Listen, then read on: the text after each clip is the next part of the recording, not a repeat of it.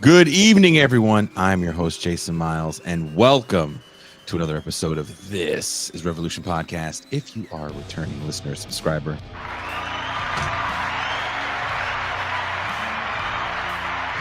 so glad to have you back.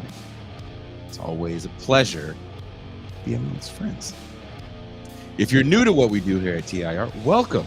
If you enjoy the show, if you do like what you're seeing, please make sure you hit like and subscribe on the way out. Is a passive gesture that goes a very long way. Now that I have that out of the way, please welcome the faceless voice of reason. She is me in Tucson. Hello, hello. So nice to be with you tonight, Jason. There's always this thing. Can you hear the music that's playing? Yeah. Does it really sound like grunge to you? Sounds like grunge. I'm so mad. Because Boy, grunge my doesn't have a veins. sound. Grunge doesn't have a sound. Don't listen to the lies of M. Tucson. This is very Soundgarden, very Alice in Chains. Okay. I don't think those two bands sound. They don't, but there's a bit of overlap, and that's where this song comes in. If you think because it's like the down tuned and the slow, Mm-hmm. you can just hear somebody yarling over it. Yeah. Not Pearl Jam. No Yarly. No Jarl. It's a Jarl free song. If it's a Jarl Jarl free free song, that's dope. Let's turn it for like 1 second to piss everybody off that doesn't like this. See, that's not grunge.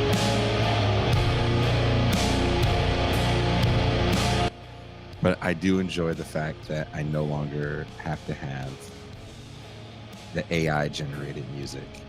Yeah. As cue music to look That's pretty straight great. ahead. Oh, dude, it's fucking awesome. It's literally me. If I wasn't arrogant enough. Nuri says I'll give her the Alice in Chains. Dude, we're talking about Alice in Chains. I think we're gonna have a little bit of a music talk in the champagne room. Are you down for that? That would be dope. Here's a little fun fact for you. Sure. You guys were talking about Beach Boys. And Oh God, can't wait to see where this is going. their most recent hit. So to tie everything together, Mhm. tonight's subject, Shawn Fain, is from Kokomo.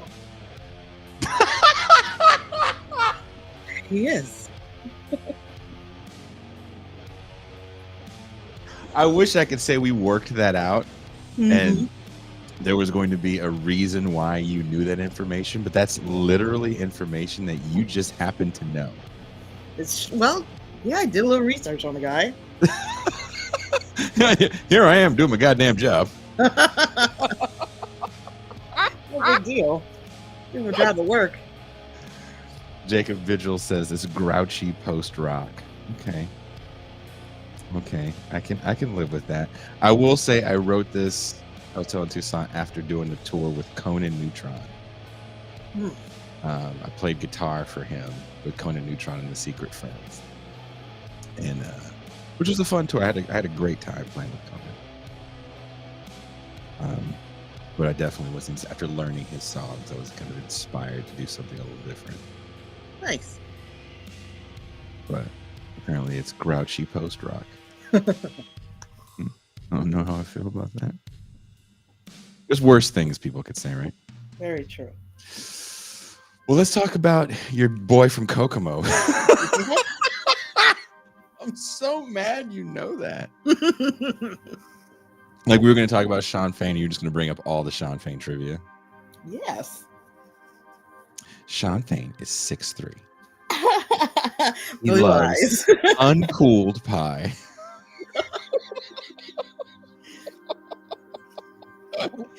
Nuri says he gets a Deftones feel from. Fuck yeah, high five. That's one of my favorite groups. Maybe. Are you a Deftones fan, Toussaint? I forget. I do like Deftones. Not as much as me. I'm not in depth with it. I don't know their catalog. I just like them. So we can't talk about like the tonal shifts between, Around the Fur and the self-titled record. I don't know their kids' names. But you know Shawn Fain's kids' names. He has 2 daughters. And which one has 6 fingers on one hand? He has 2 grandsons. I'm so mad. And they love calling him Pop Pop. This is the important information people come to TIR for. I really wish that there was a Toussaint learn more useless information budget, and you could find out all this like Nardwuar shit about the guests. I love Nardwuar. Timothy says Conan is really cool. Yep. And he puts together these. For those that don't know, his band is kind of an all-star band. He plays with Dale Crover, who some might know as the drummer of the Melvins, who some huge music fans may know as the original drummer of Nirvana. And Tony Ash is his bass player who played in Coliseum. So, and then on the road, everybody that he plays with is somebody that played in a big band. So when I got asked to do it, I was like, is everybody else couldn't make it? Nice. Like, why did I get the call? Like, who couldn't do it this week? Picking up a last call. Yeah, I felt like it was like a bottom of the barrel digging. But no. He had wanted me, and I was like, my style's a little different, but we definitely had fun. And the last show we played, which was in the Bay, because Conan doesn't live in the Bay anymore. Neither one of us live in the Bay anymore. Was with the band Unwound. So if there's people familiar with that band, yeah, we got to play with them, which was really cool. So playing with Conan is always an adventure. Nice.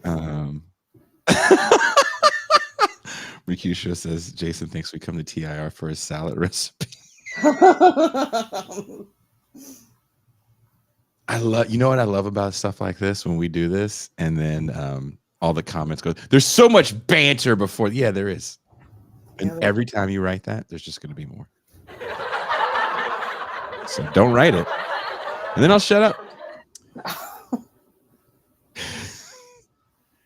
During the recent Democratic National Convention, one figure stood out as a beacon of potential resistance to the billionaire class. I can't talk. Take your time. You sound like that announcer when Carl Lewis was fucking up the national anthem.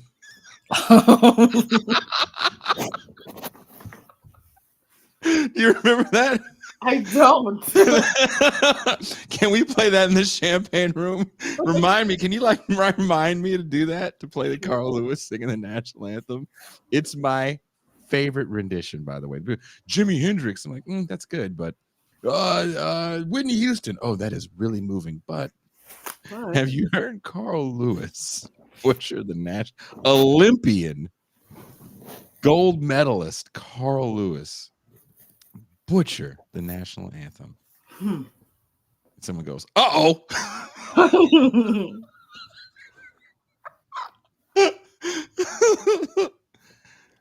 And then Carl Lewis tries to fix it. He goes, "All right, taking it home now." It's like, no.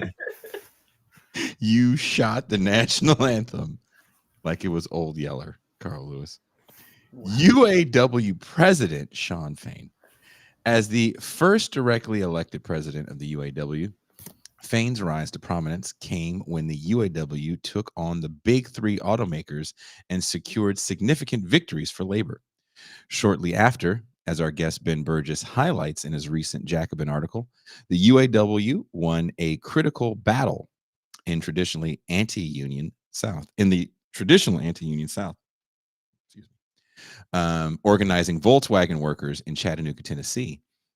This success challenges long-standing labor suppression in the region and raises important questions about the future of the labor movement. Many pundits speculated that the dock workers' strike would serve as Donald Trump's October surprise, disrupting the political landscape. Yet, contrary to these predictions, the strike was resolved quickly, marking another labor victory.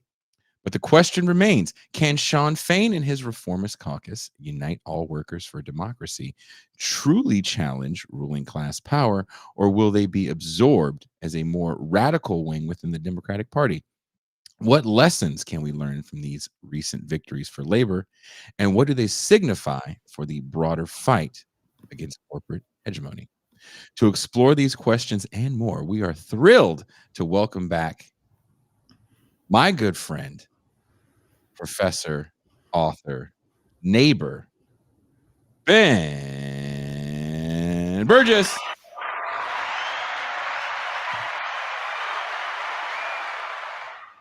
Yeah, thanks for having me on. I think it's really a sign of, how much I value our friendship and how much I appreciate the show that I'm still here, even though before we went live, I found out something appalling about Toussaint.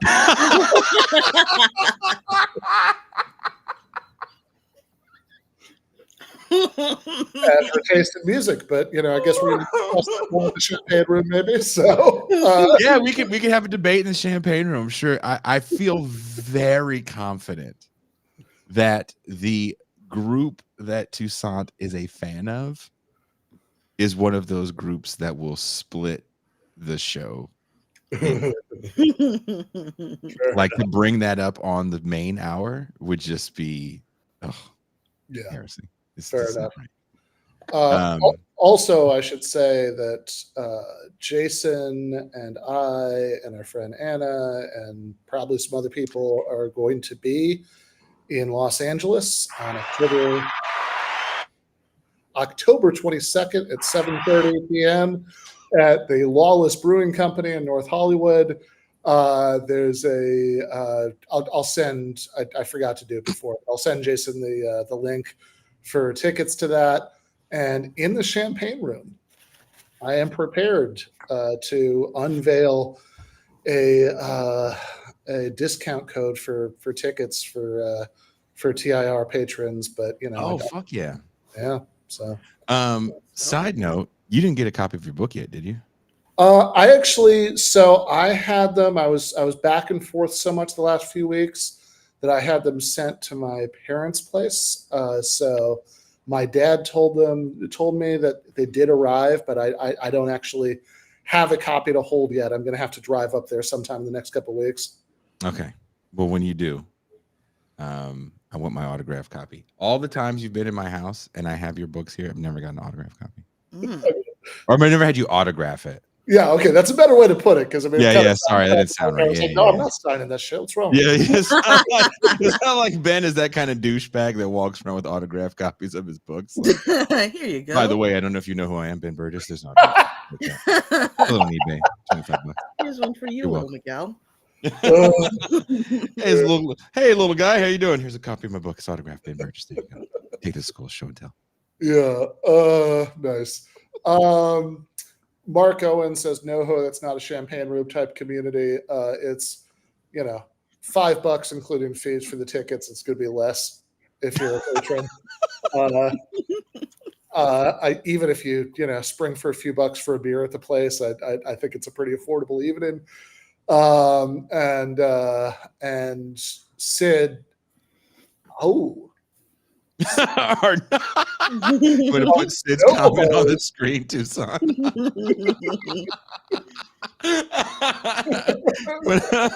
You want to read that comment, Tucson? Are no hosts loyal or disloyal? This is why we need a guest with a PhD to answer questions like this. That's Dizzle started that. And well, I mean, my understanding is that these hoes aren't loyal, but the no hoes, they might be loyal. I have photos somewhere of a show we played in NoHo, and I remember being like, "This area ain't bad."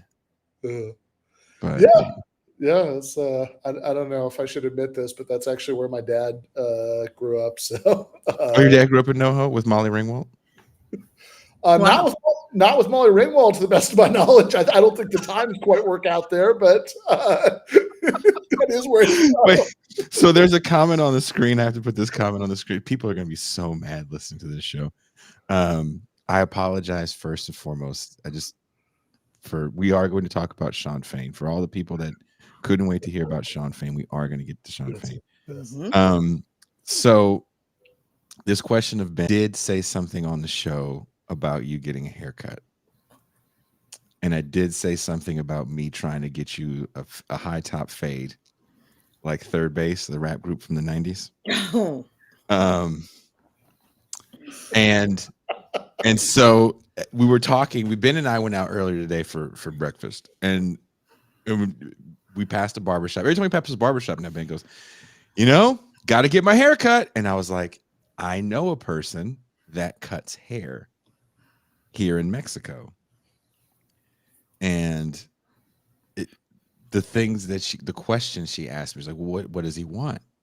And I didn't know how to answer it. She goes, does he want a fade? Does he want a taper? I was like, Mexico is doing fades and tapers like that. Right? I was like, God damn. So Toussaint has an idea of what you should get for a haircut. Oh, please. Yes, let's hear it. Korean 2-block. You gotta watch the K-pop stars and look at their haircut. Toussaint, I am not gonna watch the K-pop stars because I spent 3 years living in South Korea, and every fucking time I would go to a coffee shop to write, I had to hear blaring K-pop, and now I have kind of an aversion to it. So walking around looking like a K-pop celebrity in his Where Are They Now behind the music moment 44-year-old K-pop celebrity. When you're a man of the people, you're always a man of the people.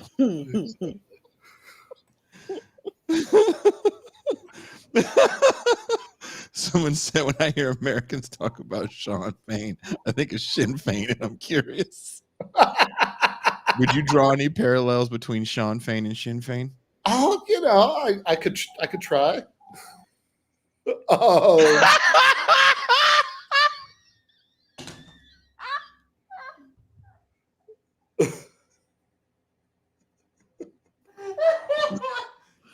You were with me. I did an okay job. You did fine. Yeah.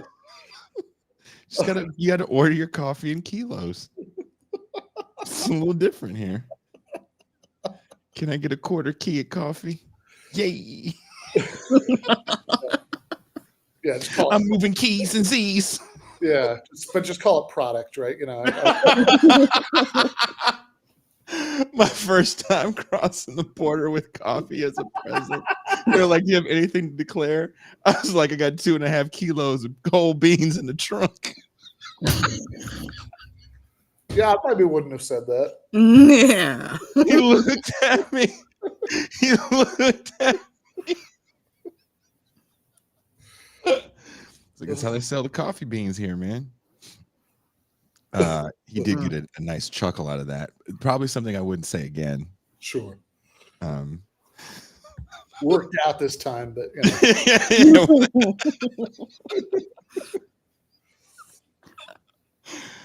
Oh, I have a question to ease us into our topic.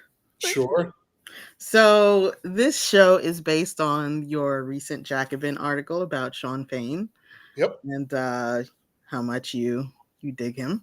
Mm-hmm. And you think he's and that good. There was a video of he spoke at the DNC. Yep. There was this video of his DNC speech, but I didn't realize until I clicked on it that it was TYT coverage of the DNC.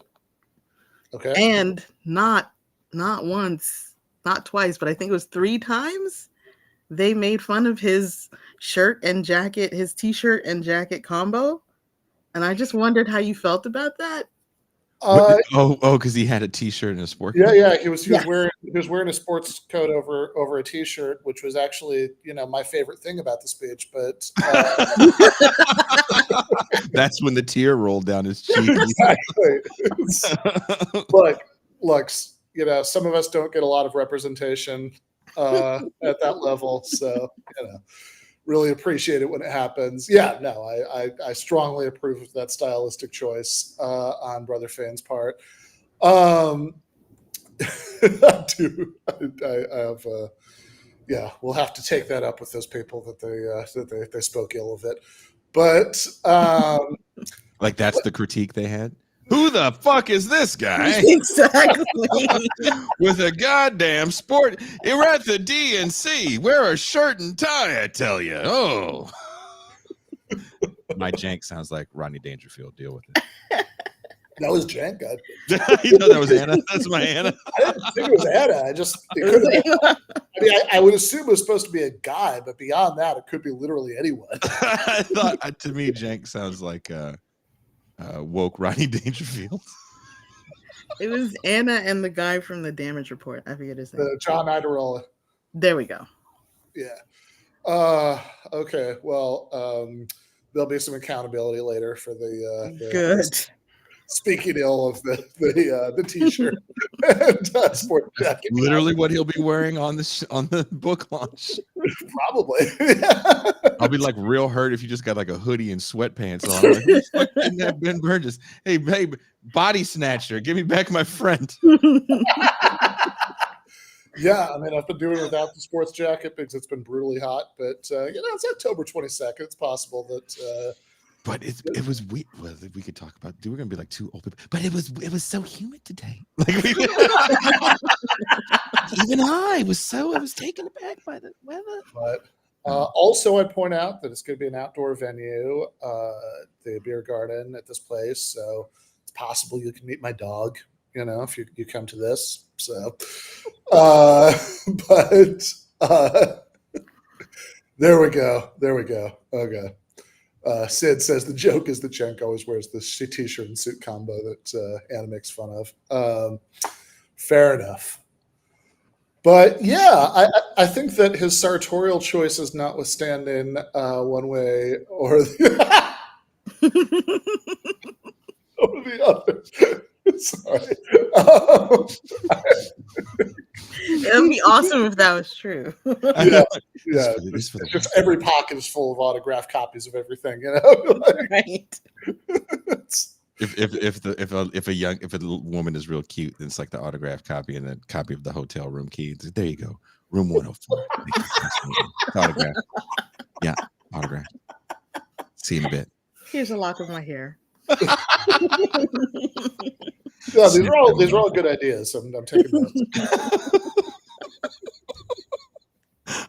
I'm all for you walking around. I hope you do that at the book launch.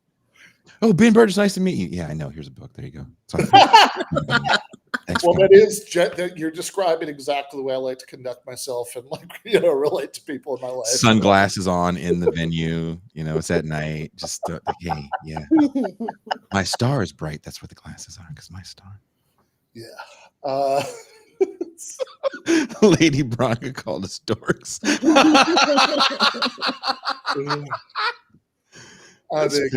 Keep in mind, I grew up in the Midwest. This is like borderline hate speech right now. You walking around with sunglasses at night, handing out autographed copies of your book that your assistant autographed. You didn't even do it. What do you mean? Sounds pretty standard to me. Anytime someone asks me for an autograph, I look at him and the first thing I say is, "Really?" I was like, "All right, you asked for this." I am genuinely always shocked when, even if even take the autograph out of it, right? Like even just the sort of like interaction with the person I don't know that's about the show or any of that stuff, right? It's always I don't know. It's weird. Like it's very easy to feel like you're doing this into the void. Yeah. And like whenever somebody's like, "Oh yeah, I watch things," like, really? It always feels like they're making a mistake, right? Like, we know you're Ben Burgis, right? Yeah, right. There it is. Sorry, I need that back. That's got a key card in it. Not him, you. Not you. Oh, you can have the key card. That's my dream for the 22nd. Okay, well, I don't know what to say about that. Please, Hollywood, baby, Jesus. Not a dream that's going to come true, but stranger things have happened. A good time will nonetheless be had by all. Well, look, let's talk about Shawn Fain. In your article, you describe Shawn Fain as a transformative figure within the UAW, particularly due to his role in securing a significant labor victory against the big three automakers. You wrote, Fain, unlike many of his predecessors, seems willing to directly confront corporate power and break with the conciliatory unionism of the past. How do you think Fain's leadership differs from that of his predecessors, and what does this suggest about the future of labor militancy?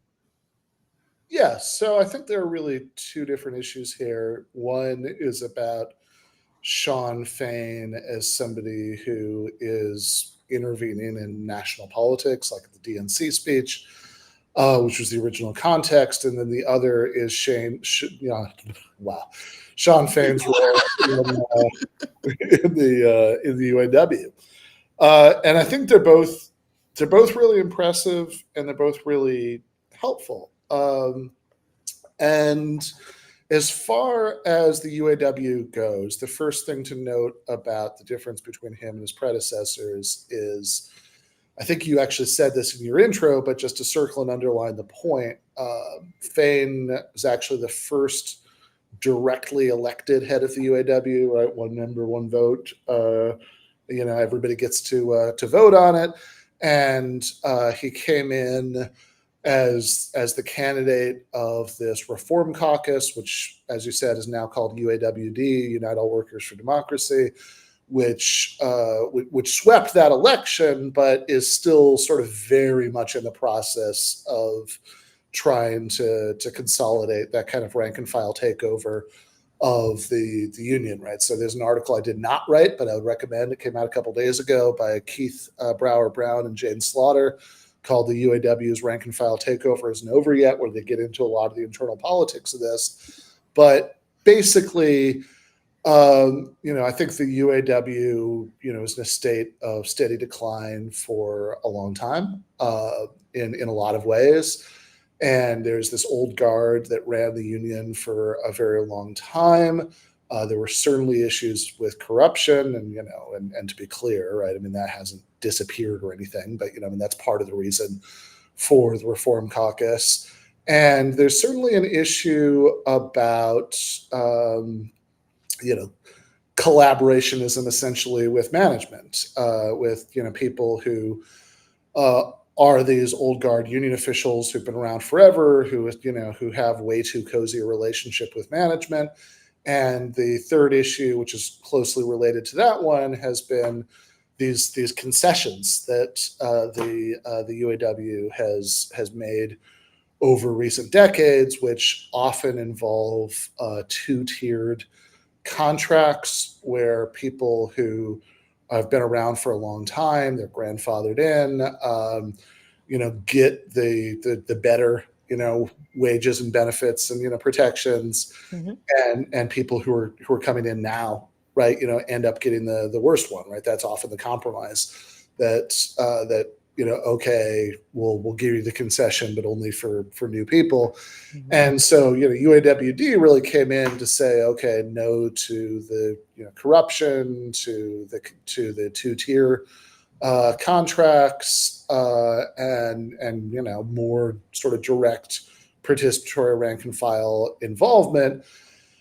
And I think that to sort of make good on that and to kind of do what they could to consolidate that, they really had to go after the big automakers in a big way to show that they meant business, and and to kind of prove that it wasn't all just bullshit for the union election, that they really were going to take on these companies in a different way. And I think it's this has happened in a pretty remarkable way, right? I mean, like just for context here, certainly about my own perspective about this, I grew up in mid-Michigan.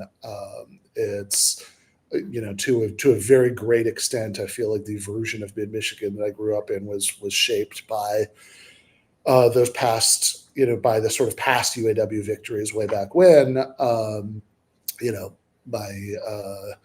Certainly, my family had been very involved in the UAW in the past, and this is something I grew up very aware of. And so it's really striking to me to look at what's happened in the last year, right? That there was the stand-up strike where they took on, I think, for the first time in the history of the union, they went on strike against all three of the big three automakers at once. And they did this, which is just, again, it's unprecedented. And they did the strategy that I've got to say, I saw some leftists doing sort of, I don't know. I don't know what you would call it, but it's like it's not Monday morning quarterbacking, because that would be what you do later. But it's like, whatever the version of that at the time is, right? Right. Some finger wagging. Yeah, some finger wagging, some quarterbacking for the couch, right? Where they were like, "Oh, this is the wrong strategy because the way they were doing the stand-up strike, not everybody was going out at once, since they would shut down certain plants. But part of the reason for that is so they could stretch out the strike funds longer, and so I saw I don't know, like there's a group called Socialist Alternative, people might be familiar with. I saw they were like very critical of that, et cetera. And I would just say, proof's in the pudding. It really seems to have worked. And then the organizing victory in the South that you mentioned earlier, I think is really striking, is really good, just both in itself and also for the symbolism of that, right? For showing that can be done, right? That this is not just a region that's totally impervious to that, because in the past it kind of has been, and so I think that's the context, right? And also I should say, I really enjoy that he made Jim Cramer lose his mind. I was going to say Jim Crow, but yeah, Jim Cramer, Jim Crow, tomato. The collective spirit of Jim Crow. When I think of Jim Cramer, I think of Jim Crow. I think those separate markets. I mean, look, I don't love Jim Cramer. I don't really think he has the accent to be the spirit of Jim Crow. You didn't notice how Jim Crow sounds like a Yank? Like a fucking Yankee. That's Jim Crow for you in a nutshell.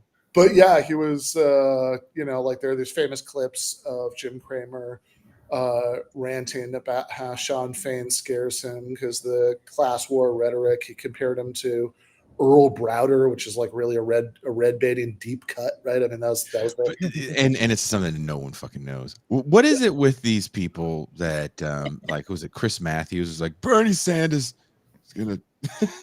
Oh yeah, Chris Matthews. We're all gonna be hung because we like to have Nike shoes. Yes. Like, what is it about this like, who was getting hung for Nikes in Mao's China? I don't know, man. But yes, I believe that the Chris Matthews thing, and granted, I know I'm having trouble sorting out in my head what Chris Matthews actually said for Michael Brooks's impression of him, but it was something about being strung up and yeah, I think what was it, Toussaint? What did he say again? So I think they were going to shoot people in Central Park, right? You're going to shoot people in Central Park. It was like Bertie reminds him of these like people he used to see selling like Trotskyist newspapers, and they love Castro, and they're rooting for the Reds in the Cold War. That was the phrase he used, and if they'd succeeded, maybe they'd be like rounding people up and shooting them in Central Park, which is like, I mean, if there was ever a time for that meme, with the sad face, I just want healthcare. I feel like anyone that refers to communists or anyone having some sort of communist sentiment as a red, you definitely said the N-word in public when it was fashionable. Like you said, nigga Joe, please pull the car around. And I feel like Chris Matthews. This is all right. If there are any TIR viewers who knew Chris Matthews in what would the era have to be here? Like before civil rights. Like Chris Matthews definitely was upset about civil rights. Why can't they just like it in their neighborhood?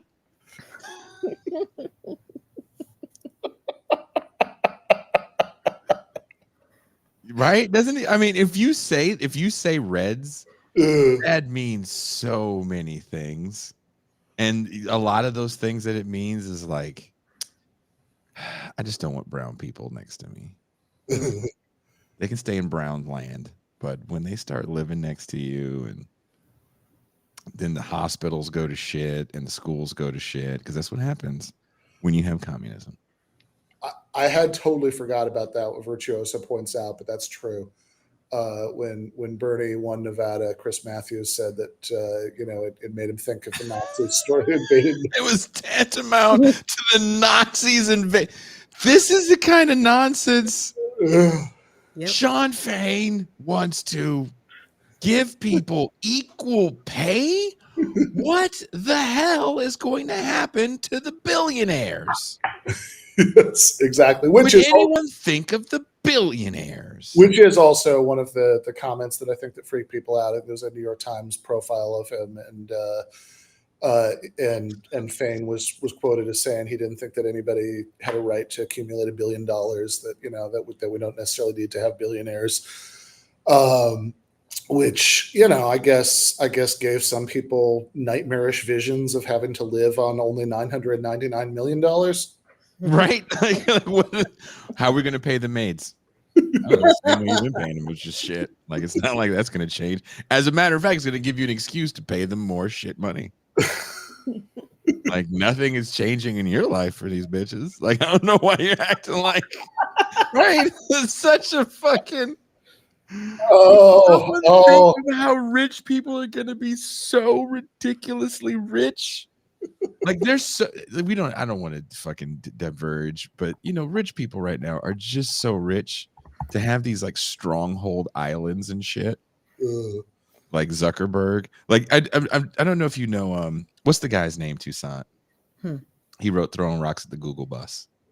Oh, I don't know who that is. I can't remember his name off the top of my head anymore, but he rewrites some interesting pieces. Doesn't get a lot of love in these circles because he's not like a communist, right? He's just a liberal at best, and he does do consulting work. Douglas Rushkoff? Yes, Doug Rushkoff. I can't believe that was enough. Okay, awesome.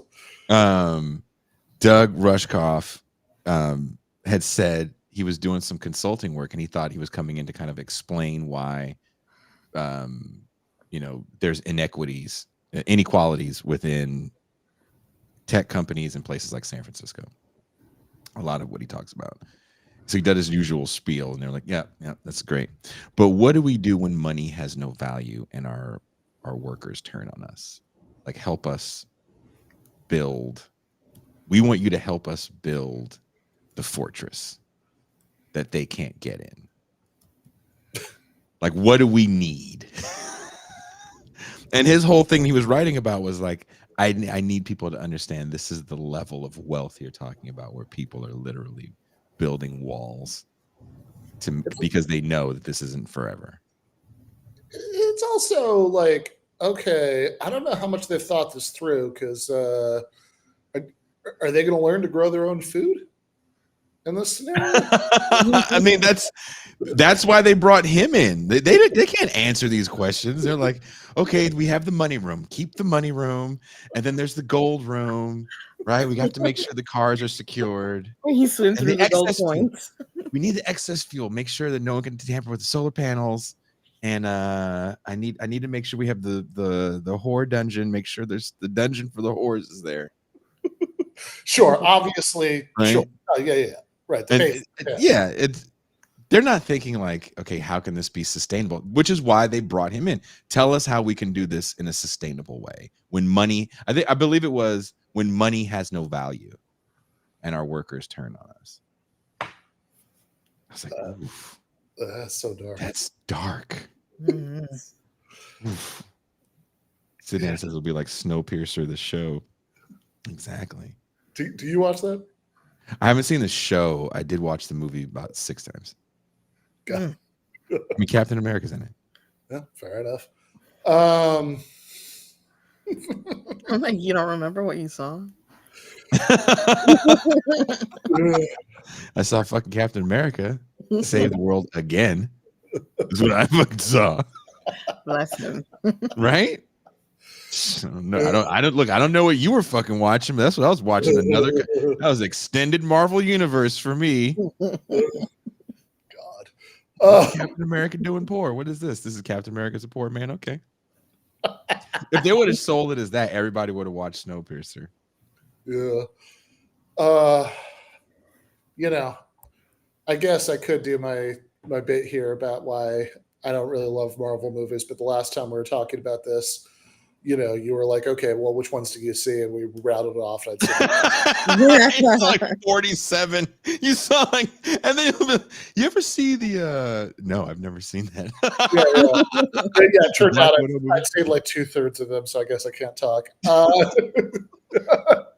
Yeah. So, I mean, I guess to the Snowpiercer point, I think that everything that we've been talking about is sort of about why Fain's tenure at the UAW has been really good. I should also say that,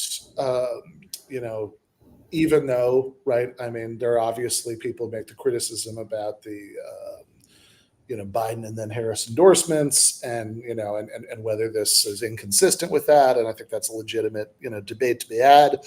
But the UAW did do a ceasefire resolution, and Fain, pretty early on, actually, the UAW did a ceasefire resolution, and Fain has actually been pretty good about speaking out against like the suppression of the campus protests, pointing out that some of the protesters being suppressed are actually UAW members, because at this point they actually do organize lots of stuff at universities, and saying that if you can't handle the heat, you should stop the war, right?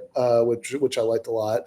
But I think that the reason for the article was less about what he's done at the UAW, although I think that's really good, but just his sort of emergence as this spokesman for for this perspective about worker organizing, for seeing billionaires as the enemy.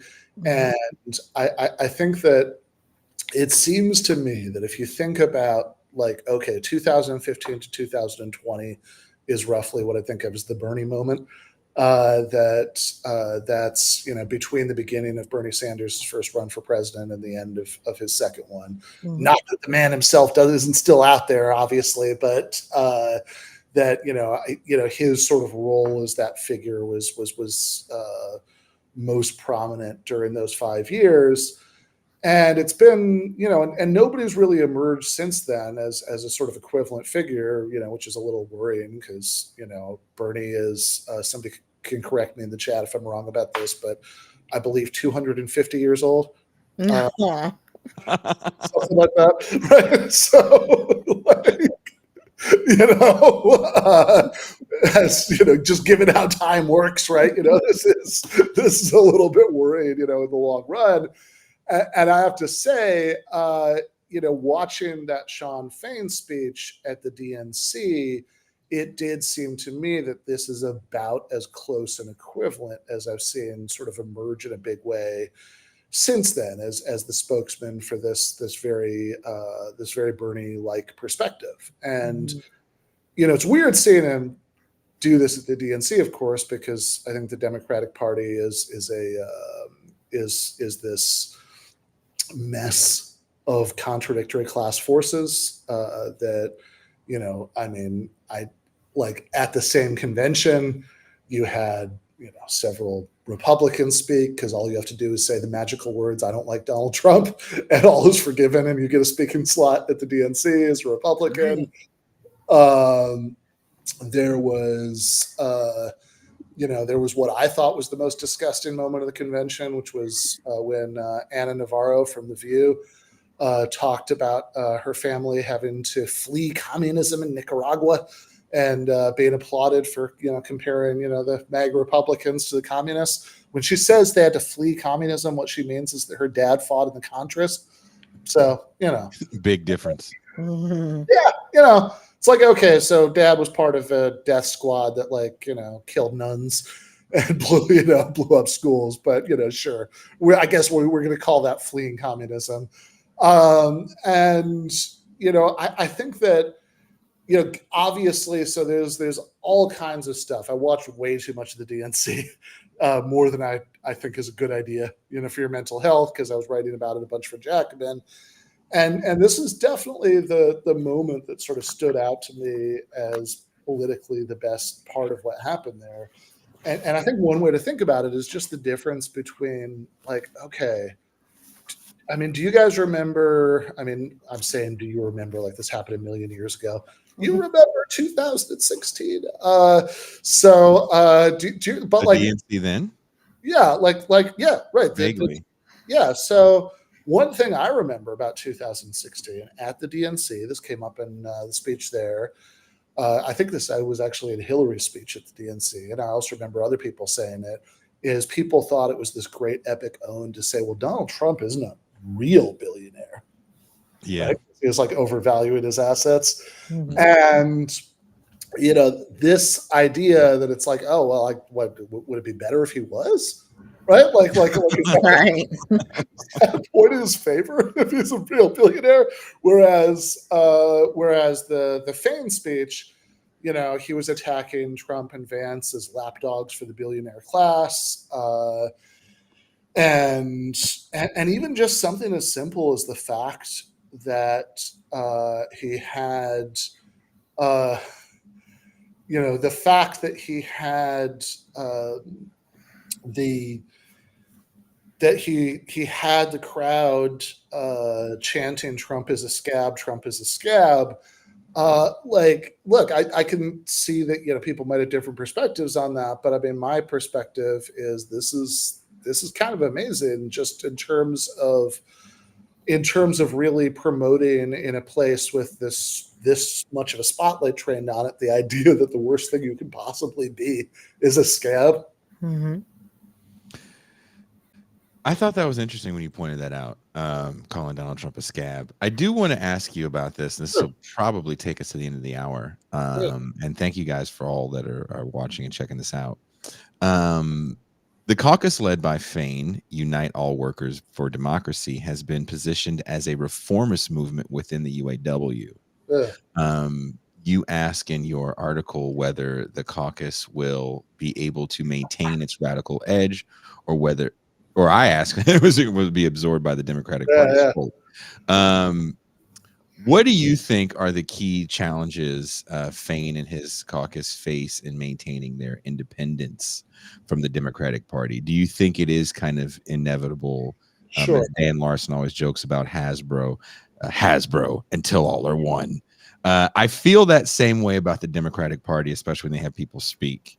And I believe you brought that up in the article as well with the uncommitted movement, which in this space of like left online media, a lot of us were trying to galvanize around the uncommitted movement, and they were left without a speaker, if I'm not mistaken. They were left without a speaker, and I mean, this is really this is actually I mean, the Ana Navarro thing I think was the most grotesque thing that happened at the DNC in terms of what was said on stage.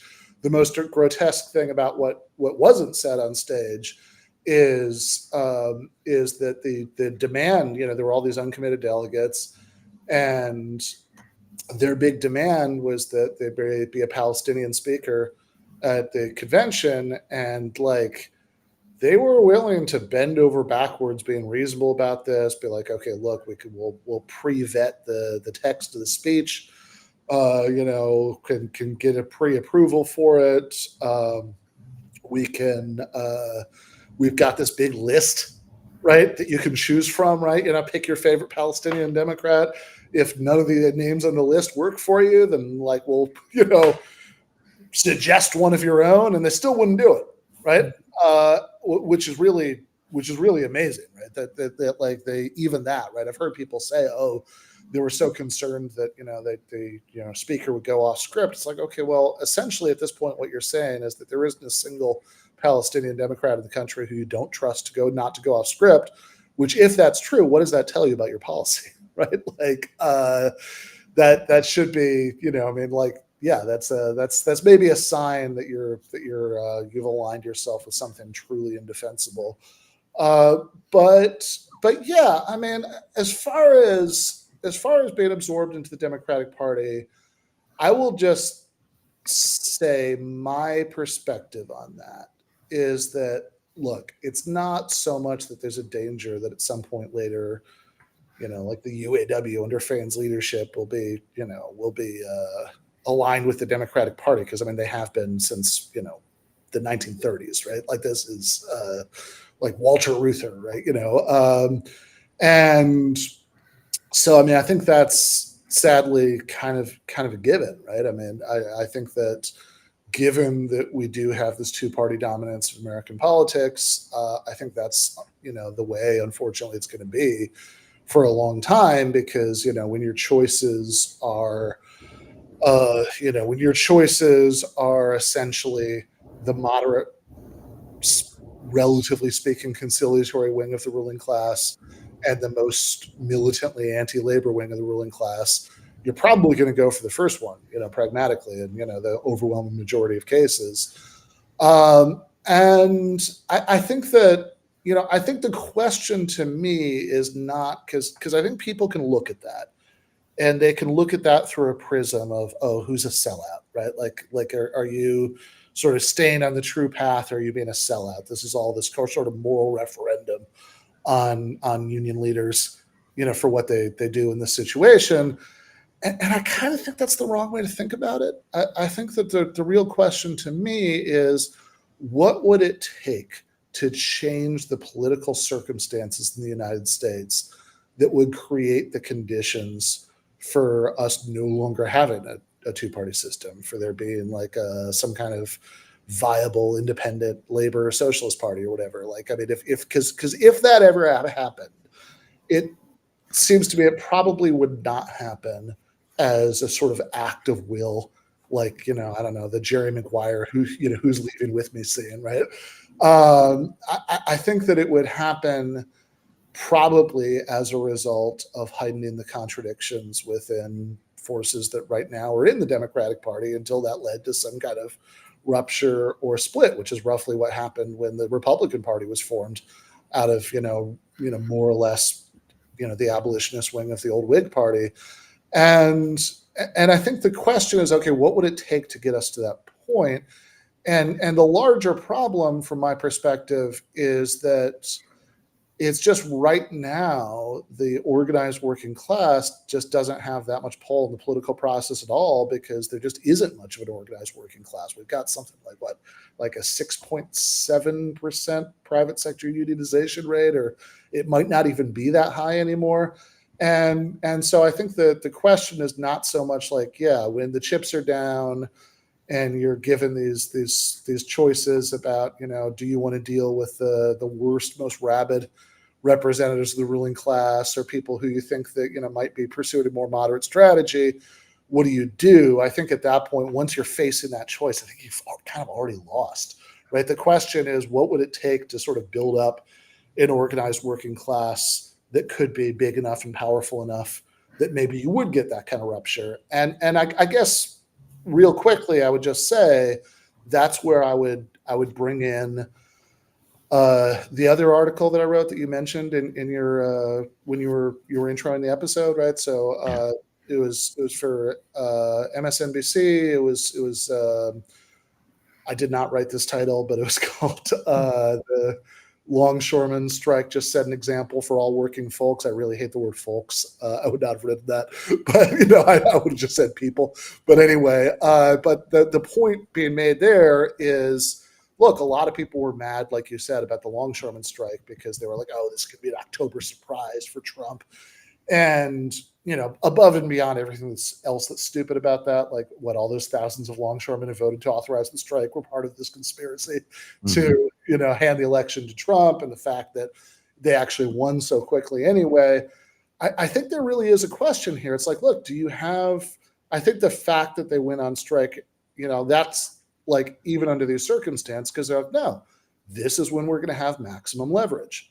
That, before the pre-holiday shipping season really gets going, right? Like, so if the, if the strike lasts, it's really going to put a dent in that. If they'd done a contract extension for a couple months, then they would have really lost that leverage. And so say, look, no, we're just going to do this because we want to, we want to be able to exert maximum leverage and, get our demands met, and has an impact on the election, doesn't have an impact to the election. If you're worried about that, tell the bosses to settle with us. I think that is exactly wacky concept. Yeah. Yeah, exactly. That's exactly the right approach, right? That's like, look, the only way to build up the kind of organized working class that's going to be able to have that kind of pull in the political process is if you focus on building power in the workplace, even when it's inconvenient to politicians. Toussaint? He's only been head of the UAW for about 1.5 years.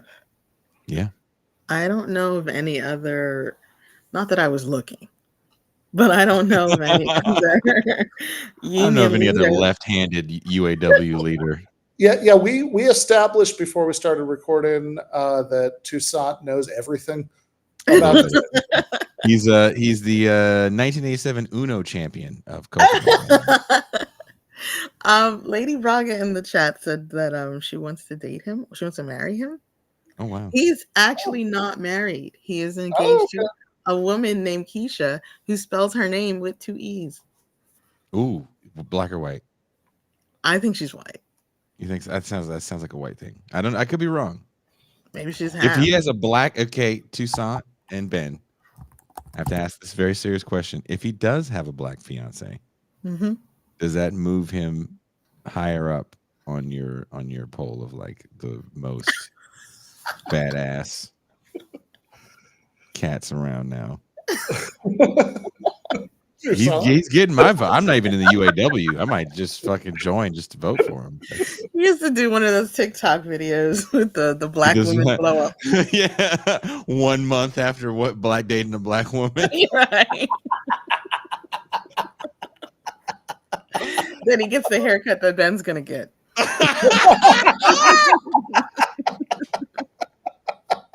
Our barber friend, or my barber friend, Ben, she literally was like, does he need a fade? Does he need a taper? And I was like, what's funny is you don't know English and you're saying these words. Ben does not know these words when it comes to his haircut. Just look, you trust this woman, right? Just tell her to use your best judgment. Oh, that's even more fun. You really want me to live stream this, don't you? I don't even have the apps on my phone. I'll have to use your phone to be able to stream the joy. It's just me giggling the whole time.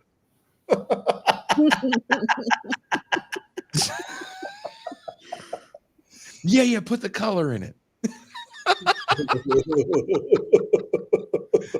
Yeah, Ken says she's white. Yeah, I think Keisha with 2 E's has got to be a white woman. I think she's rough around the edges. Mm. If you have 2 E's and your name is Keisha, you make cream of wheat with lumps in it. Oh no. Oh no. Why'd you say oh no? You want to hear her last name? What is it? Her last name is McConaughey. Ooh. Keisha McConaughey? Ooh, she's rough. Every now and then white people give their kids a name with a weird spelling. Rough. Keisha McConaughey makes fried bologna sandwiches. Oh no. No mayo on that bitch. Fried bologna. Mayo. Fried bologna. If she's feeling real frisky, she'll wrap a regular ass hot dog in that bitch. Keisha McConaughey eats some disgusting what kind food. of hot dog are we talking? Keisha McConaughey makes the most sugary Kool-Aid ever. I'm gonna snitch on you, Jason. I'm gonna tell Ben. Jason does not like Hebrew national hot dogs. I don't like any hot dogs. I don't care if a Hebrew made it. I don't care if it's the Nation of Islam is making all beef franks. They can get fucked too. So I'm gonna start channeling the dude who interviewed Ta-Nehisi Coates on CBS Mornings. So you have a problem with the Jewish hot dogs? That's what I'm hearing. Yeah, your hot dog hate sounds like it'd be in the backpack of a black nationalist. Exactly. Yes. Last night we watched that in the GTA post game, and I kept not remembering the name of the interviewer, so I just decided his name was Brett. He looked like a Brett. Yeah. Was that his name though? No, wasn't it Brett though? Again, I don't think it was Brett. I think I just decided he looked like a Brett. No, that's right. His actual name was Tony, and and then when somebody finally pointed that out in the chat when I was like 2/3 through watching the interview, I was like, okay, well, he's still Brett. Brett douchebag. He's still Brett the doucher. Sid Nanda says the black Israelites are coming after me, Toussaint, because of that. Look, if the black Israelites came to me with whatever magazine they're selling and a bunch of fucking hot dogs, I don't give a fuck what they're made out of, and said, this is the key to Valhalla, I'd be like, I'm just going to burn in hell. Because there's no reason. Unless I'm at a child's birthday party and the hosts of said birthday party we got some hot dogs on the grill. Great.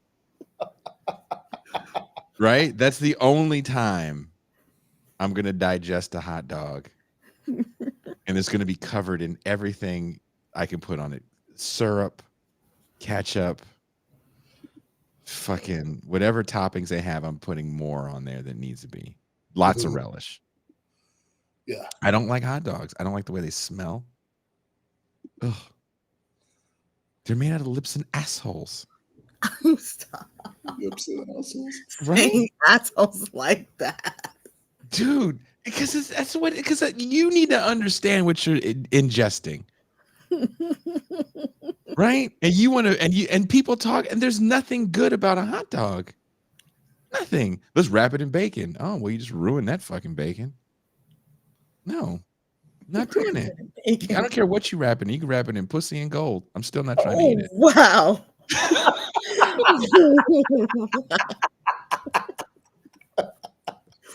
Tucson, why did you dodge that? Like, whoa! That was so wild.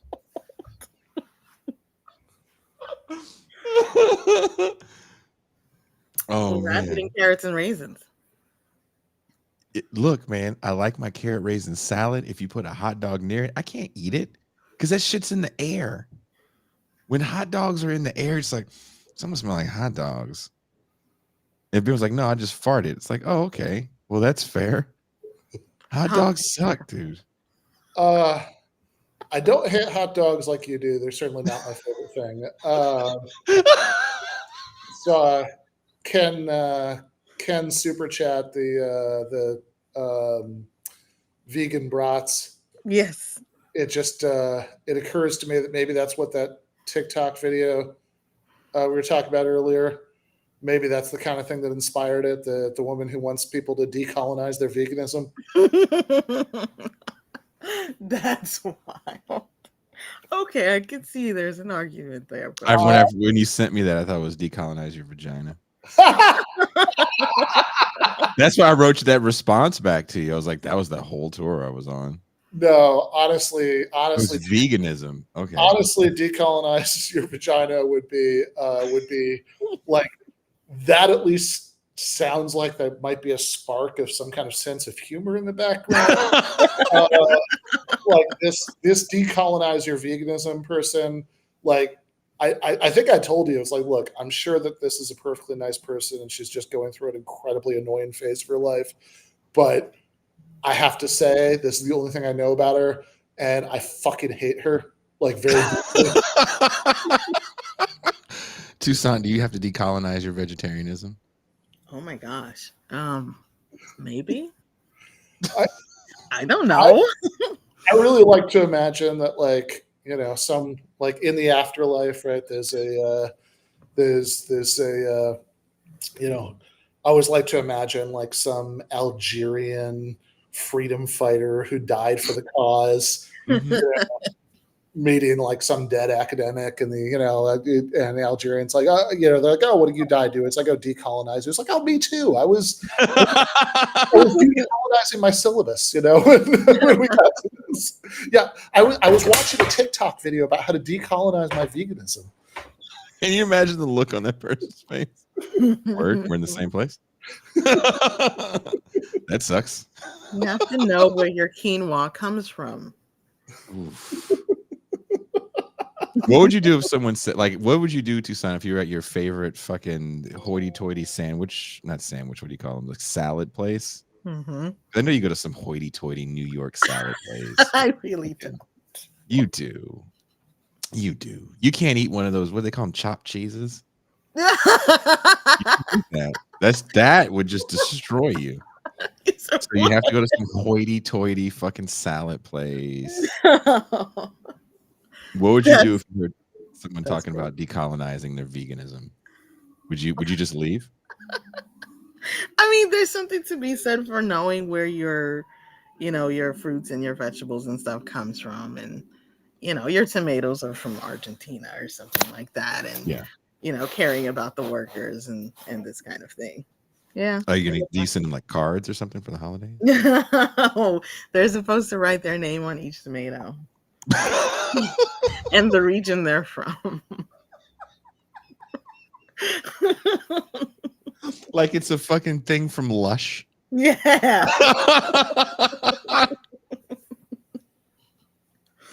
Oh yeah, we got it. Okay, Ben just sent me the links because I didn't have this because when we booked the show, we booked the show so long ago. Yeah, we booked it way before. We didn't even know when you were going to do your live event. So first of all, don't make me feel bad for that.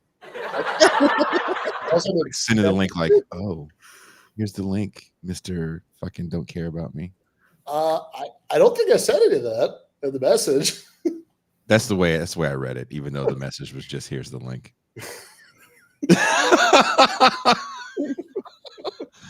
Hey, you gotta let that insecurity shine through some way. Fair enough. They're not seeing it with this show.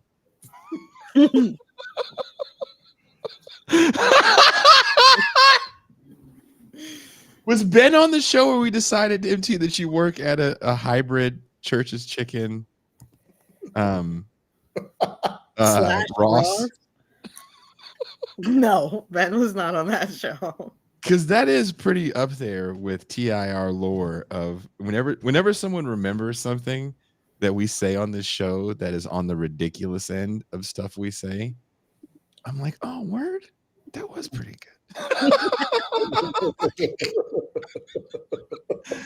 Because every time they remind me, I picture you in that role with your hair all straightened. Unbelievable. How can you picture me in that role when there is no Church's Chicken / Ross? I can just picture you managing the Church's Chicken and dealing with the returns at Ross. Because if that place existed, it would definitely be in the hood. Yes, it would have to be in the hood. So they use you as some sort of like crowd control for the angry patrons. Apparently, it was a TIR movie night. Which No one? shit, we fucked with you. You fucked with me on a movie night. That's why you were like, I don't know if I could do another movie night. What were we fucking watching? I have no idea. What movie was it when we watched Willie Dynamite? I don't think it was that long ago. I've never seen Pascal that happy. That He nigga wasn't gritting right. the whole time. Willie Dynamite, Ben, is a movie about a pimp, obviously named Willie Dynamite, played by Stan Gordon from Sesame Street. Ah, And apparently, after he rapped Willie Dynamite, he went to the audition for Sesame Street and got the job. How crazy is that? It's funny because at the end of the movie, he literally like walks off the set. Yeah. He walks down the street to Sesame Street. That was one of the few movie nights where we saw a scene so amazing we just kept watching it over and over when he went down the stairs. When he goes to the stairs. It's crazy how much he looks like Jason. That's mean.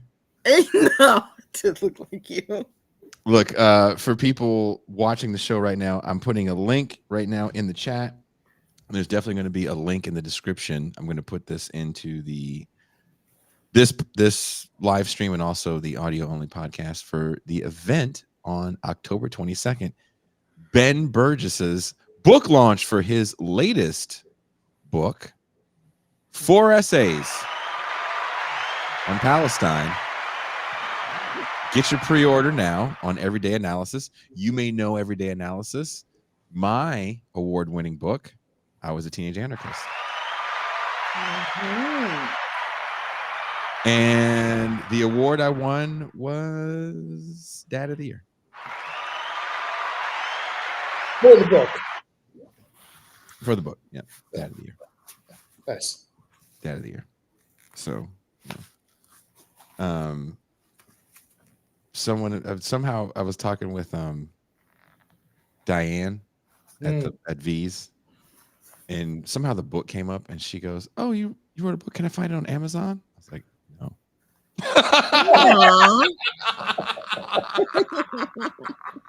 Should get an outfit to create an Amazon link. We gotta have yeah, because I was so like, "Oh, I'm not real. I'm not real until Bezos says I'm real." Then you get looked at as someone that just has like all their music is on Bandcamp. Like, oh, can I find your stuff on Spotify? No, it's only on Bandcamp. Yeah. Did you see the in stores? No. I mean, Zizek just put out his second Everyday Analysis pamphlet, so Did he? You know why? He's mad. because you outsold him. Because I outsold him. He's mad. And you know what? Now that you know, motherfucker, I should. You know what? I was gonna send this thing I'm writing about hair metal to the compendium. Maybe I should just fucking send this to Everyday Analysis so I could try to one up Zizek. Like, haha, Zizek. You think you're connecting with the youth? No, brother. Nice. Got the youth on lock. Tucson, are you writing a pamphlet for Everyday Analysis? I'm thinking about it now. Maybe I could beat you and Zizek. Oh, that'd be fucked up. What was yours going to be about the dual life of Ross and Church's Chicken Yes. in late stage capitalism? Like, yeah. A day in the life. Living My Life as It's Golden by M. Toussaint. Yeah. As I gallivant through the Brooklyn streets, avoiding an array of brown people dancing. Dancing at Ross. Dancing at Ross. Well, Ben, are you ready for the champagne room? I'm as ready as I'm gonna be. Oh, that's a you know what? That's the best answer we've heard about the champagne room. Yeah, that's true. That's a fair. Yeah, that's pretty fair. Toussaint, are you ready for the champagne room? Yeah, man. I'm excited. You see what Yank said about me? See this?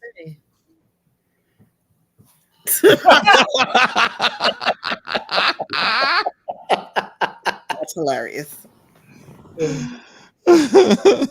Matthew says he'd watch Phantasm with Zizek.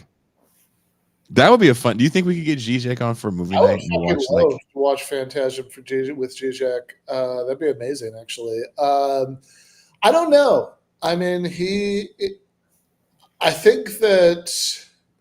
Is it just the time zone thing with him? You have to do it. Yes, there is the time zone thing, so it couldn't be a normal movie night time. It would have to be some, because it's like, yeah. I mean, he's in Ljubljana. It's like,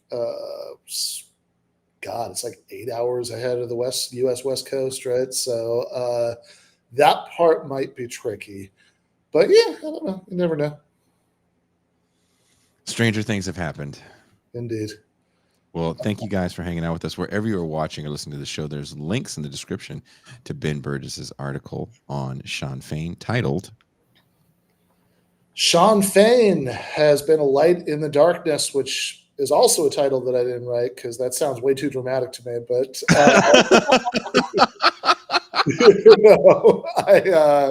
I think I might have gone with Shawn Fain's good, but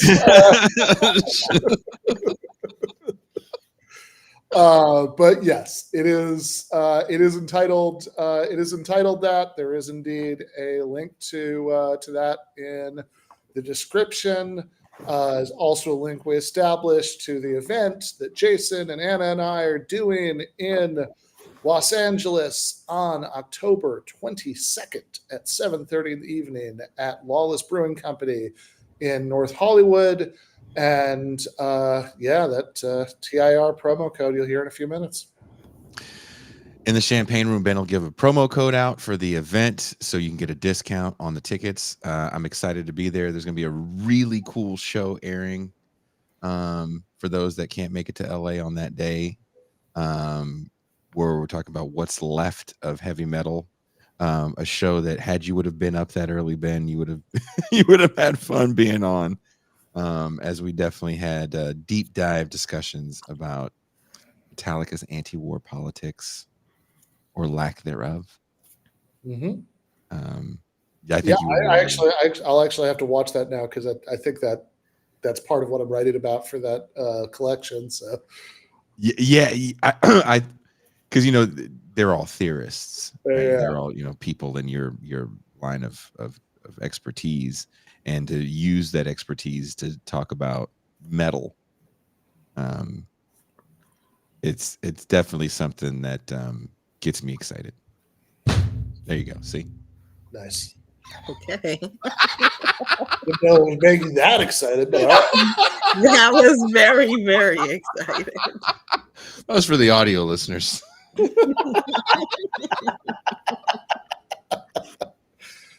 So thank you guys. We'll see you in the champagne room, and we are out. Peace.